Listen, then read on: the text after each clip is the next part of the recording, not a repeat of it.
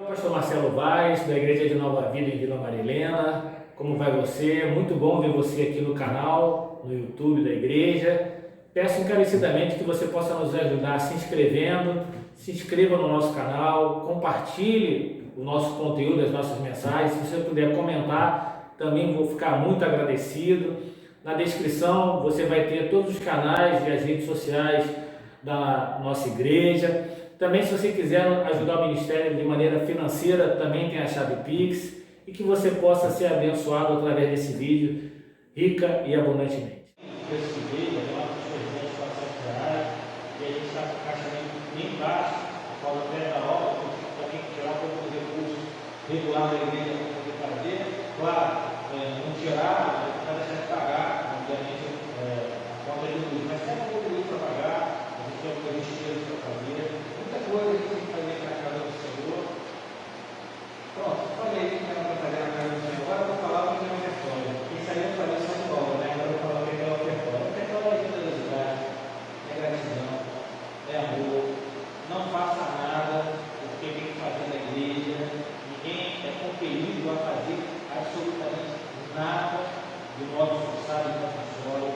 Tudo que a gente faz é porque Deus tem sustentado, suprindo as nossas necessidades, a roupa que você veste, a roupa que você respira, o prato de comida é cheio, aquilo que está na sua mesa. Quando eu não sei melhor, ontem eu estava aqui, eu fui almoçar, e era por volta de 7 horas, e quando eu liguei, fiquei em casa, arroz, feijão, e eu falei, meu Deus do céu, eu lembro um banquete, eu estava com tanta fome, eu falei, olha, então faz, aí eu vou comer, acabou que a gente chega lá, não, eu comi um salgado, eu estava com muita fome, mas hoje, que maravilha, a gente não tem o que comer, a gente não tem aí o que, né, o que botar no prato de comida, gente com família, com crianças que não tem essa condição, e você e eu temos, graças a Deus, por causa disso, e aí a gente tem que tomar o Senhor.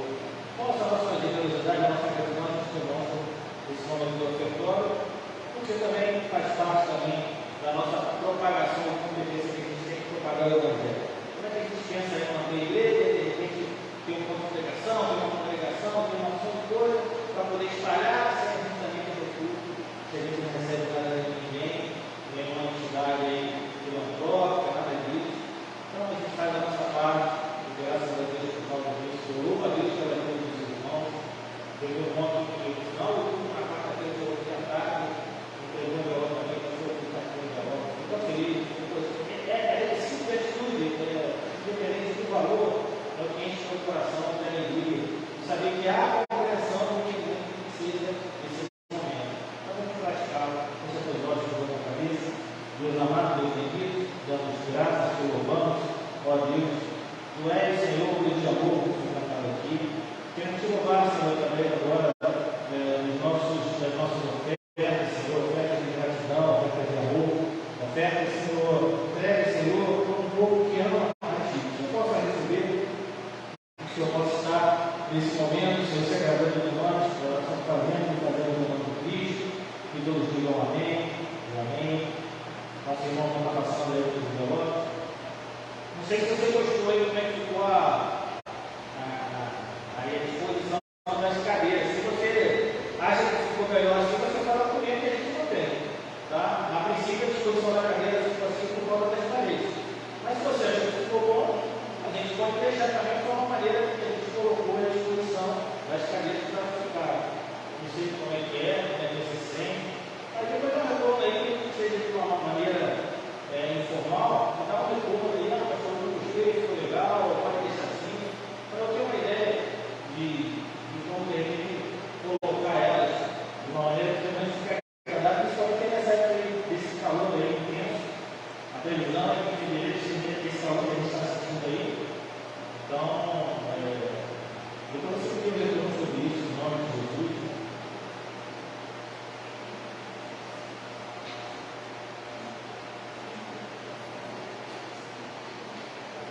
Amém.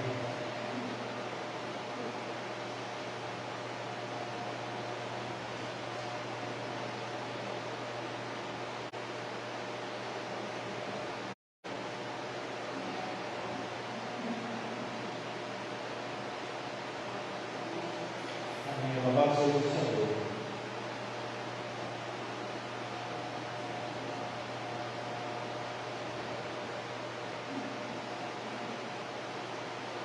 Gostaria de pedir oração aqui, chegando aqui de oração também. Olha,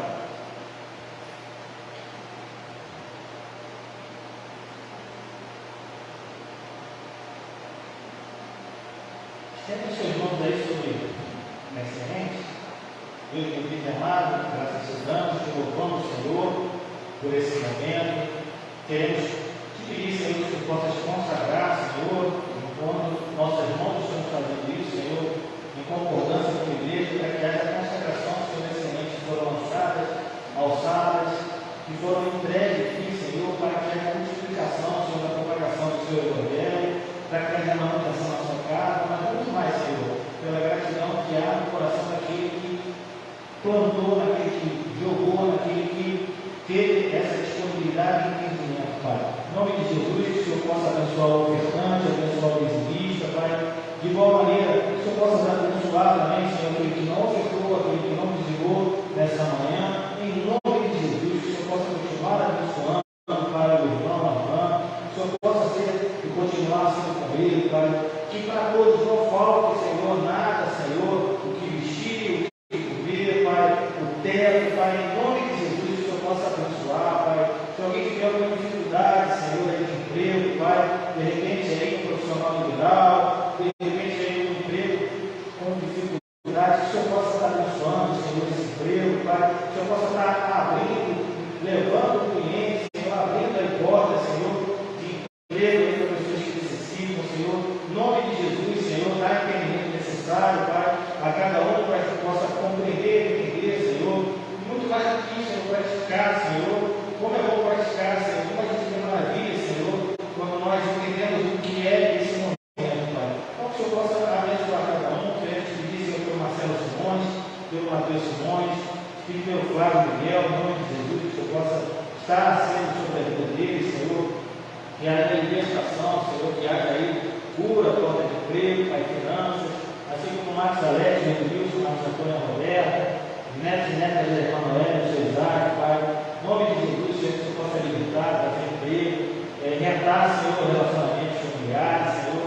Toma, Senhor, também a saúde dos servos, Senhor, o tratamento médico, Senhor, que o Senhor possa tomar a saúde de todos, Senhor. Que o Senhor possa abençoar cada pessoa dessa igreja, Pai, a cada um que está vendo também, Senhor, nesse momento ou em algum momento, Senhor, a nossa transmissão, que ela possa também ser abençoada, Senhor, que ela possa também, em nome de Jesus, Senhor, receber a tua bênção, Senhor, para a glória e o louvor do seu santo nome. É a oração que nós fazemos e fazemos em nome de Cristo. Que todos digam amém. Graças a Deus. Amém. Eu pedi para você ficar de pé. Eu pedi para você abrir no livro de Juízes, capítulo 2, verso 18.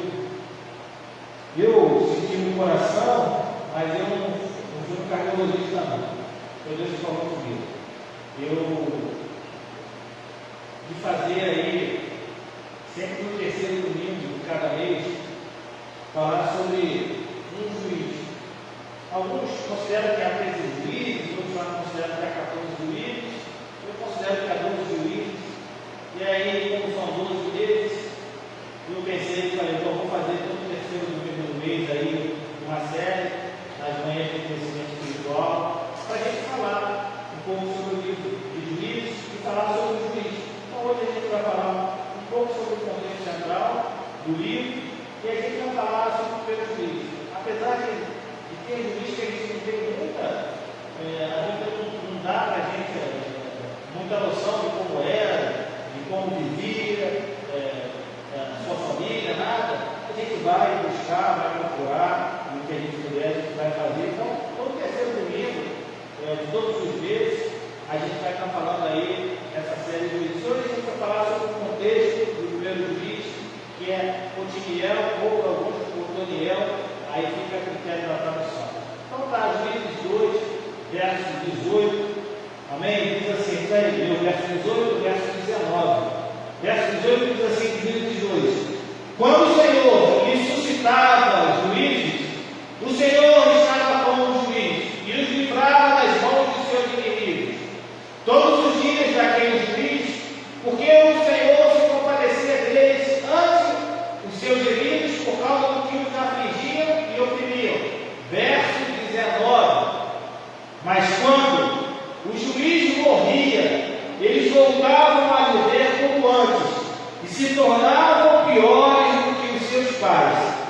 seguindo outros deuses, servindo-os e adorando-os, não abandonavam nenhuma das suas práticas, nem a sua obstinação. Tem como voltar a Juízes 2, 18? Amém. Eu vou ler de novo, 18 e 19. Presta atenção. Quando o Senhor lhe suscitava juízes, o Senhor estava com o juiz e os livrava das mãos dos seus inimigos, todos os dias daquele juiz. Por quê? Porque o Senhor se compadecia deles ante os seus inimigos, por causa do que os afligiam e oprimiam. Verso 19. Mas quando o juiz morria, eles voltavam a viver como antes e se tornavam piores do que os seus pais, seguindo outros deuses, servindo-os e adorando-os. Não abandonaram nenhuma das suas práticas, nem a sua obstinação. Pai, o Senhor dá força, dá intrepidez, dá temor e temor cada vez mais, Senhor, para que essa palavra possa chegar na vida daqueles que irão ouvi-la, na vida dos presentes, na vida daquele que, quem sabe, só o Senhor sabe, poderá pegar um dia e dar uma olhada. Mas, Pai, fala o coração de cada irmão, porque é um livro, Senhor, em que muitas pessoas não têm, às vezes, vontade de ler, por causa de várias situações, violência, muita coisa, Senhor, que de repente traz uma tristeza, mas queremos ter um olhar diferente, Senhor, para esse livro, queremos ter um olhar diferente para esse juiz, queremos ter um olhar diferente, Senhor, para aquilo que tem, Senhor, na vida do teu povo, e por conta desse livro, Senhor, que é um livro maravilhoso, que fala de algo maravilhoso, Senhor, que vem de ti, para que o Senhor possa tratar conosco, Pai. Tratar com cada um de nós, Senhor, ser conosco. Então, para que o Senhor possa abrir ouvidos nessa manhã, que o Senhor possa abrir mentes, abrir corações, abrir os olhos espirituais, Senhor, cada irmão, cada irmã, para que essa palavra, Pai, possa entrar nesse coração, mas não para que a semente fique lá de qualquer maneira, não, que ela possa ser rompida, Pai, que ela possa germinar, Senhor, que ela possa criar raízes, que ela possa, Senhor, criar, Senhor, uma grande e forte, Senhor, um forte caule, Senhor, que ela possa florescer pelo coração do meu irmão e que ela possa trazer frutos, Senhor. Pai, em nome de Jesus, toma a vida de cada um, Pai. Abençoa para a glória e o louvor do seu santo nome. A oração fazemos em nome de Cristo, e todos digam amém e amém. Podemos assentar. Deus, e preste bastante atenção nisso, Deus sempre teve um grande cuidado, e Ele sempre foi fiel com o seu povo, mesmo em meio à infidelidade desse povo para com Deus. Veja bem, Deus sempre foi zeloso, sempre foi fiel, continua sendo zeloso, continua sendo fiel, continua sendo cuidadoso do seu povo, mesmo quando esse povo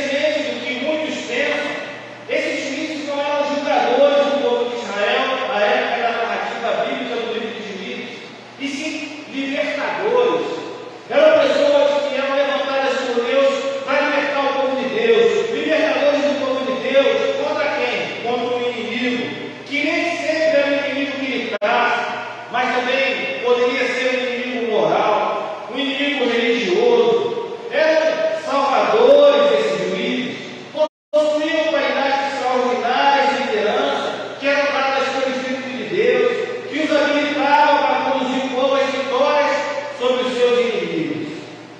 Esse período dos juízes começou a se desenrolar logo após a morte de Josué. Estava escrito lá em Juízes 1:1.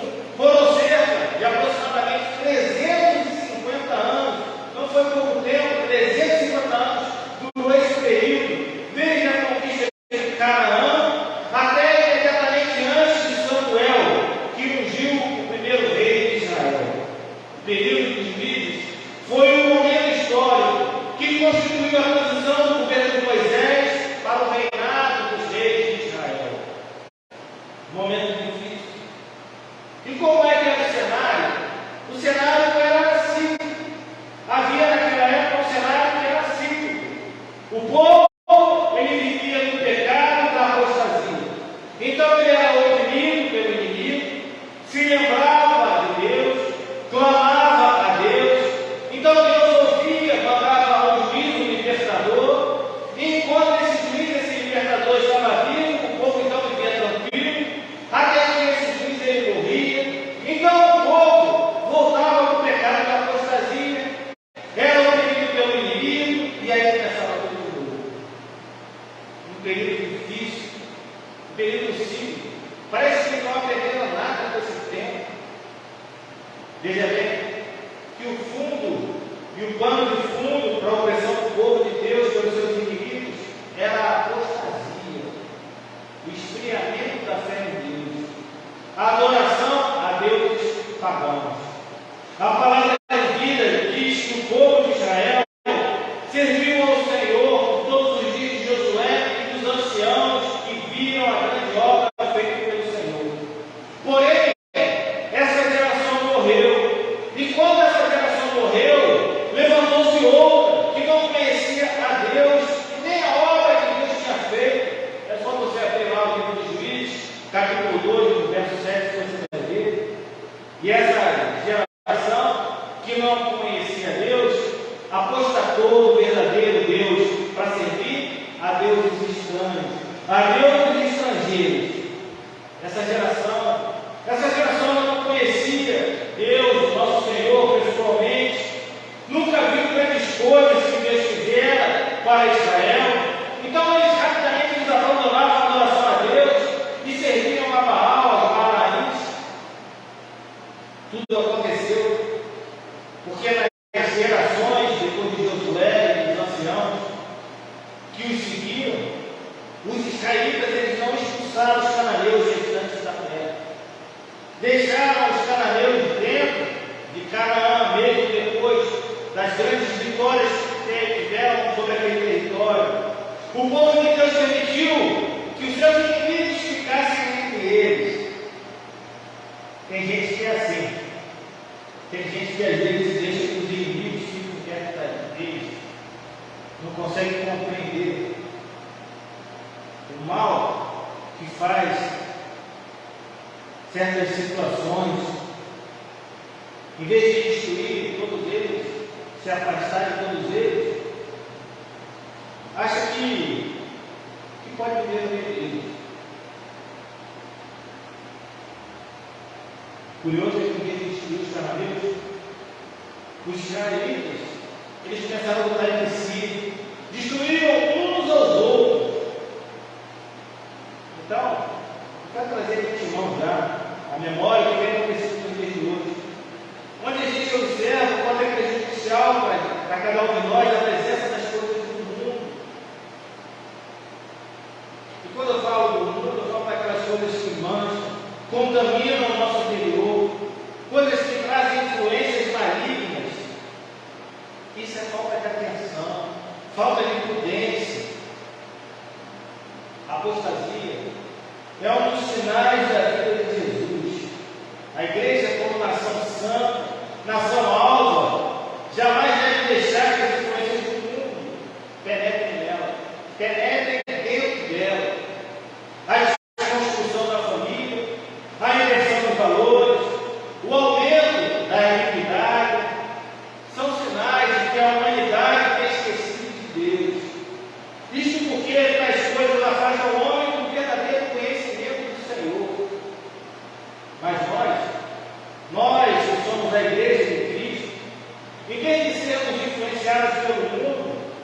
Devemos influenciar a humanidade com o Evangelho.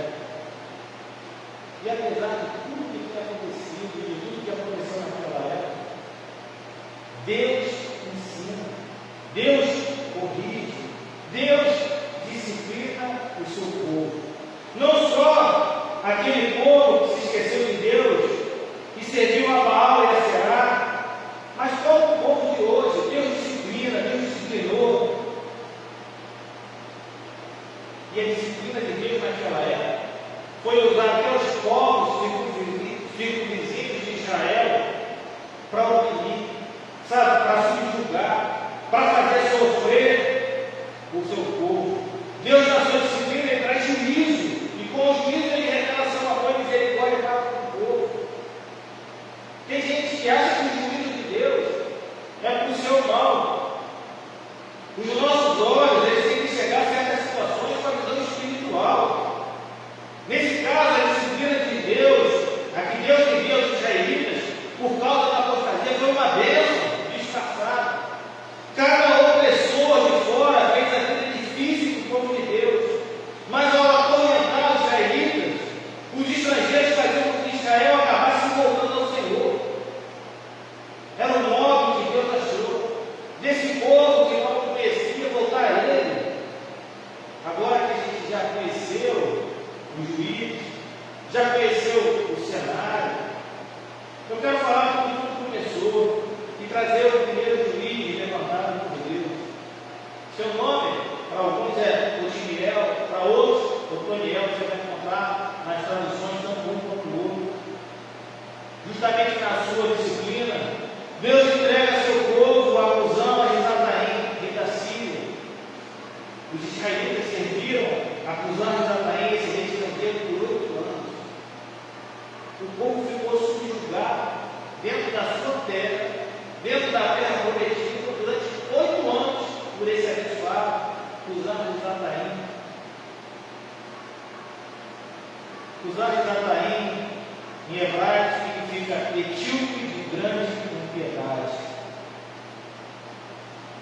Pelo nome, já deu para ver que pelas mãos desse rei, Israel viveu tempos de escárnio, viveu tempos de derrota, viveu tempos de vergonha, por causa da escravidão a esse rei. Surgiu a necessidade de um líder que libertasse o povo de Israel. Houve a necessidade que Deus levantasse um homem para que libertasse o seu povo. E veja bem, nós devemos nos atentar nesse período. Já não havia mais Moisés, não havia mais Josué, mas o Deus que tudo pode, aquele que pode todas as coisas, que é poderoso em sinais e maravilhas, ele continuava com sua mão estendida a contemplar toda a situação. Assim é hoje também.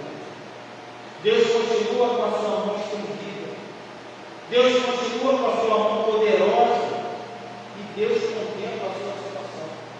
Deus não te esqueceu. Tem gente que acha que Deus esquece dele. Não, Deus esqueceu de mim.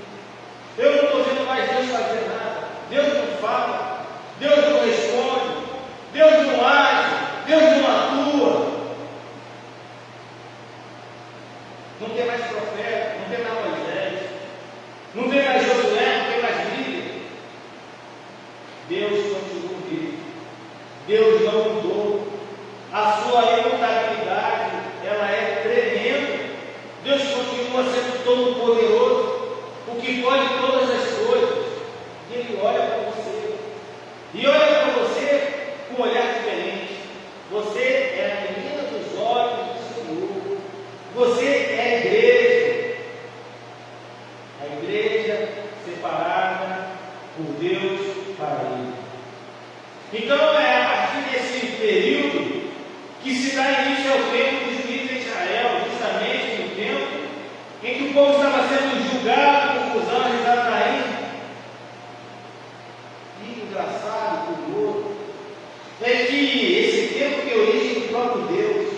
Porque quem levantava esse juiz, esse libertador, era o próprio Deus. Ele não era levantado por nenhum homem. Os juízes eles eram comandantes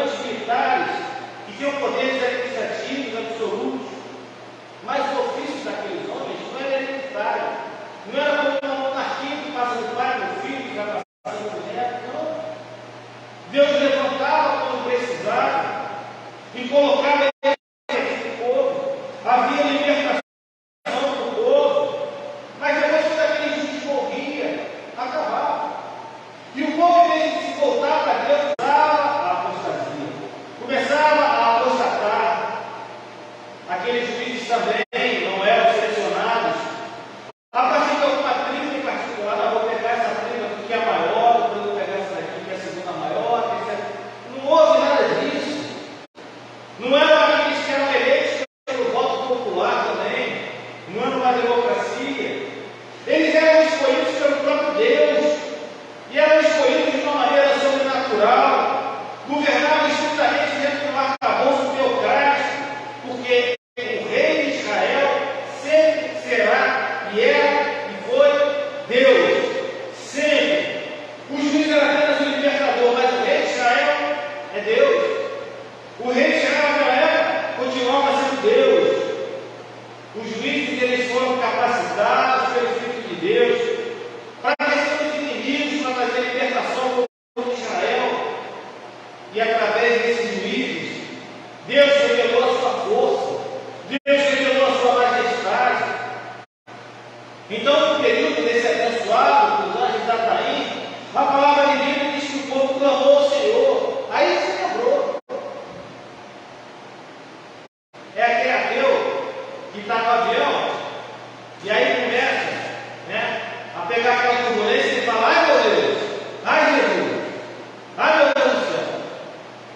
Aí uns que ainda ficam falando aí, né, colocam aí até enfileirado aí os santos da Igreja Católica. E aí começa a enfileirar, né?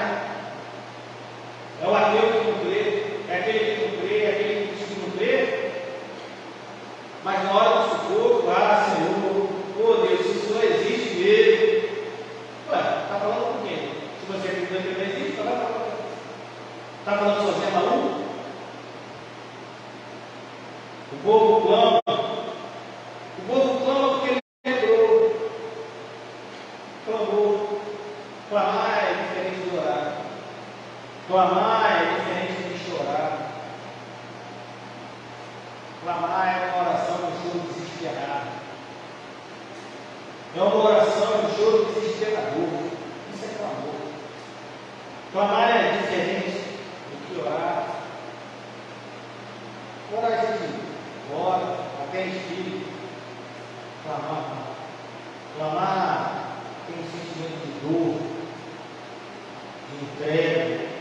E é aquele povo todo.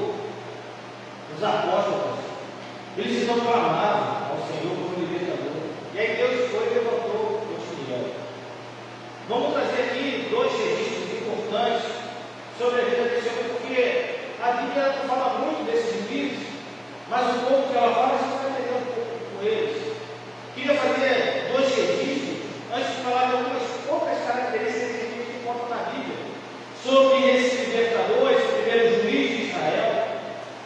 Quero fazer então esse registro. O primeiro registro que a gente encontra é que a família desse homem é uma família santa. Se você abrir 1 Crônicas 4, verso 13, você vai ver o nome desse homem. E é justamente esse personagem. 1 Crônicas 4, 13 diz assim: os filhos de Kenaz foram Otiniel e Serais. O filho de Otiniel foi Atás. Meonotai gerou Ofra. E Serais gerou Joabe, fundador do Vale dos Artes, porque os daí eram artes. Pois bem, esse capítulo 4 de 1 Crônicas fala da genealogia da tribo de Judá. Então a gente tem aqui a ideia que Otiniel era dessa tribo, da tribo de Judá. Ele era filho de Kenaz. Ele foi casado com Axa, que era sua prima. Ele tinha dois filhos, Atás e Meonotai. Era sobrinho de genro de Caleb. Caleb era filho de Jefoné, um hebreu da família de Kenaz. Porém, por ter uma mãe judia, herdou essa religião e a promessa divina. Ele era da tribo de Judá, de lá no número 36 e 19. Fala que ele era neto de Jefoné, um querezeu. E veja bem, os querezeus eram o nome de clã, de uma família de nômades. Kenaz era filho de Elifas. E olha, preste bastante atenção.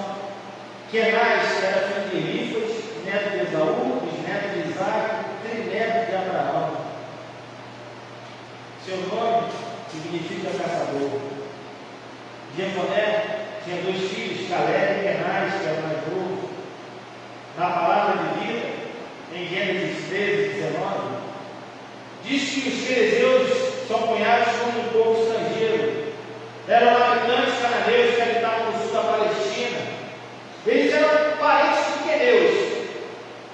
Os dois trabalhavam com metais, eram ferreiros, mas eram 2 povos, os quenezeus e os queneus.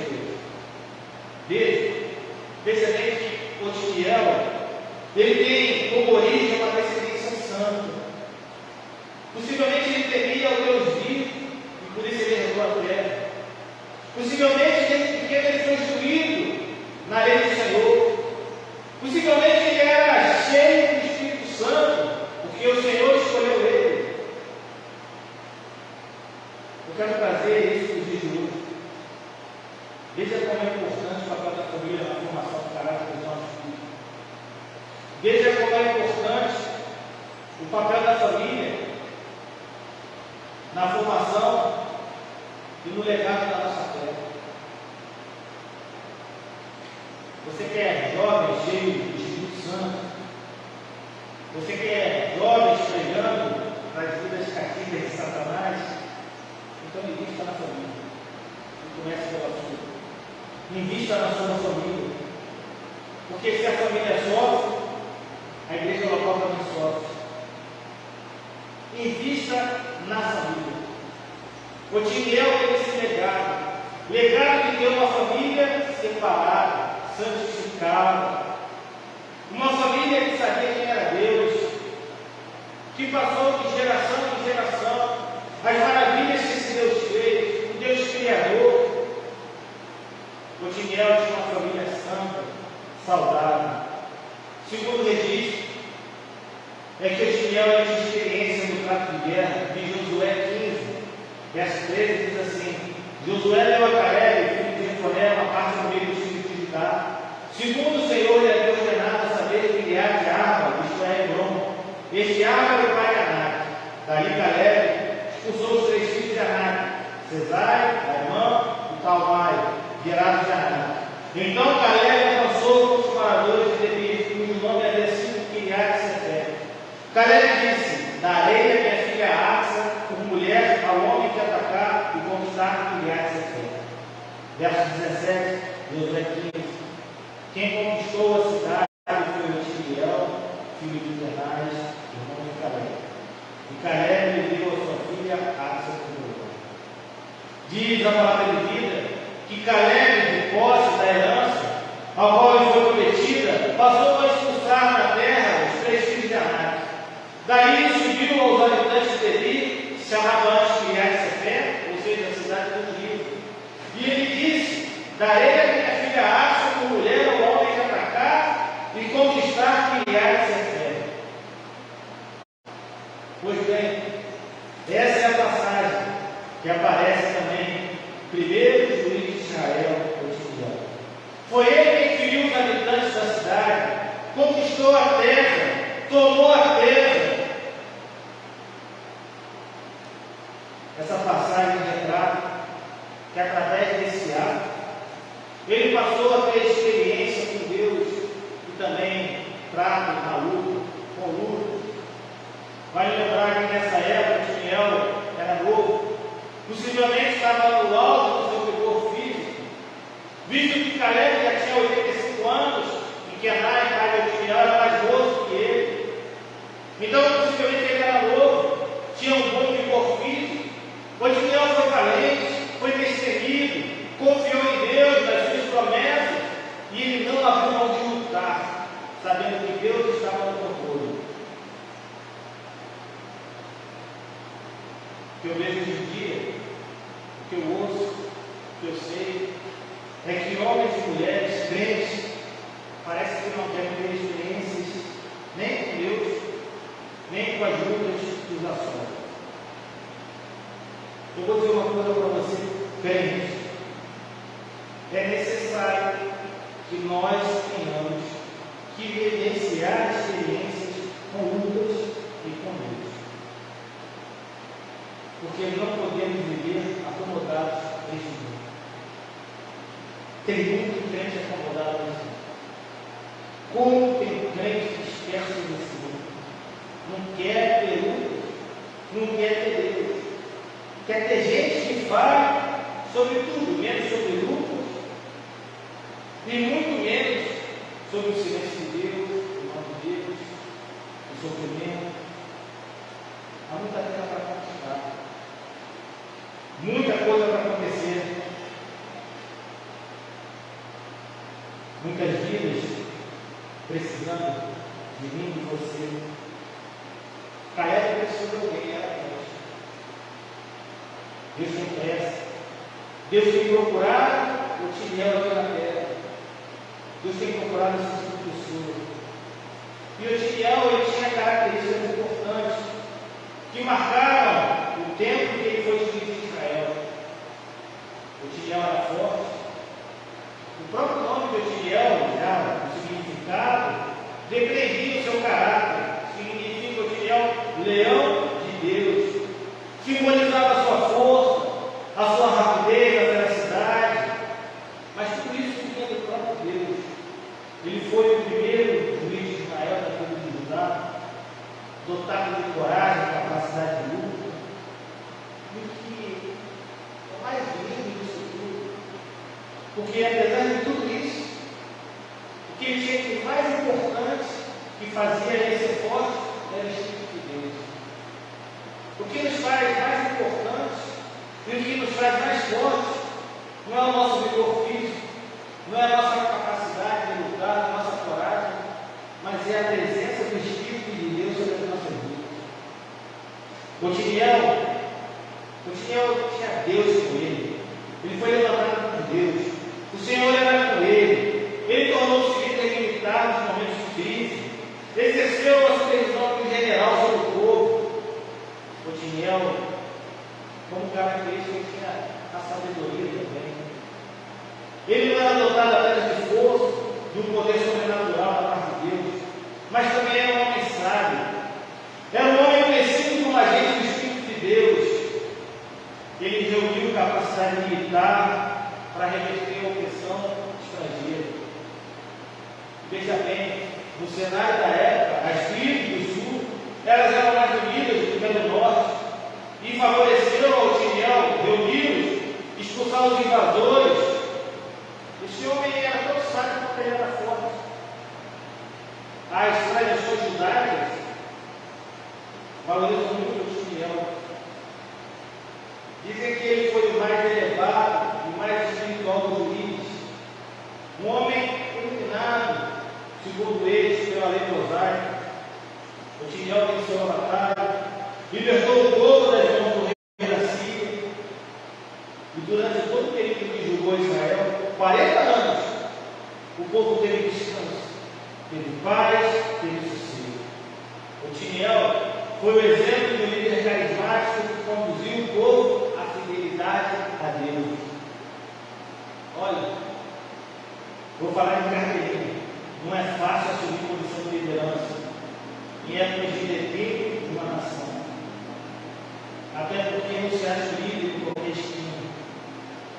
Tem muita gente procurando líder no lugar errado, acompanhando o líder que vai o levar para um lugar sombrio. A consequência por atitudes intempestivas de seguir o suposto líder pode ser da nossa verdade, até mental. E eu estou falando isso de maneira espiritual. Pois bem, para a gente finalizar, o livro, como eu falei, conta com 12 juízes: Otiniel, Eude, Sangar, Débora, com apoio de Baraque, não vou contar Baraque, Gideão, Tola, Jair, Jefté, Elisã, Elon, Abidom e Sansão. Tem juízes aqui que a gente escolher. E não é a laranja para sair com tudo. Tem quase que a palavra de Deus não fala. Compensação tem juízes aqui que dá para fazer uma série de mensagens sobre Sansão, por exemplo. Mas o ciclo da apostasia. Clamor, choro, envio do libertador, momentos de paz, volta da apostasia. Ele é extenso. Tão extenso como a constância de Deus, que está sempre pronto a servir, a ouvir a angústia do seu povo e intervir em seu favor. E veja bem, essa mensagem ela é atual para os nossos dias, porque o mundo vive numa apostasia generalizada. As almas perecem diariamente nas mãos do inimigo, e Deus quer usar homens e mulheres cheios do Espírito Santo para libertar essas almas. Que a gente possa ter experiência com Deus, que possamos ser sábios, fortes, valentes, sabendo que Deus está conosco e que nós somos muito mais que vencedores em Cristo Jesus. A paciência de Deus, a sua graça e a sua misericórdia possibilitam sempre um novo começo. Assim como a sua justiça e a soberania, elas se expressam maravilhosamente de uma vez por todas na pessoa de Jesus Cristo. Jesus se fez justiça por nós. E Ele, por causa da soberania, reina e vive. Ele é a expressão máxima do amor e do misericórdia de Deus.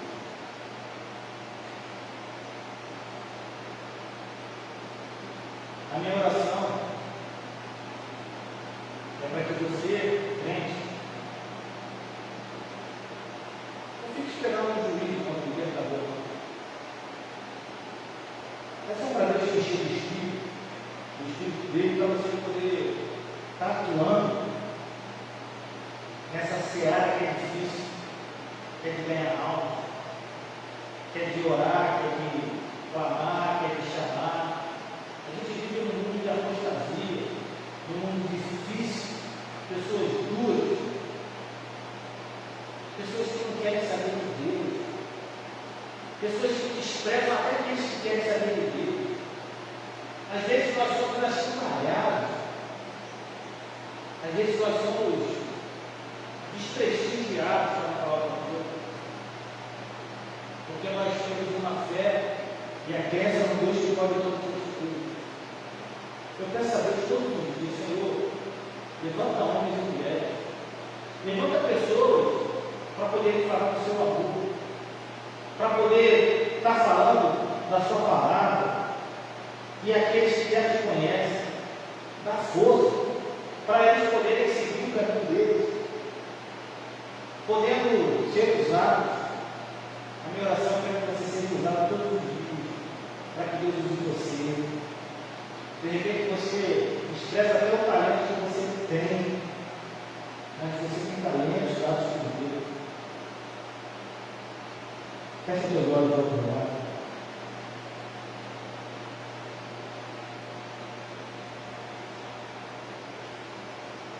Senhor, graças te damos nessa manhã, queremos te agradecer. Começamos essa série de mensagens para aprender mais de ti, nessa manhã de crescimento espiritual. Graças a Deus que o calor não foi empecilho do meu irmão para que a gente estar aqui, mesmo tendo a dificuldade desse clima, dessa temperatura. Graças a Deus que ele veio para ouvir essa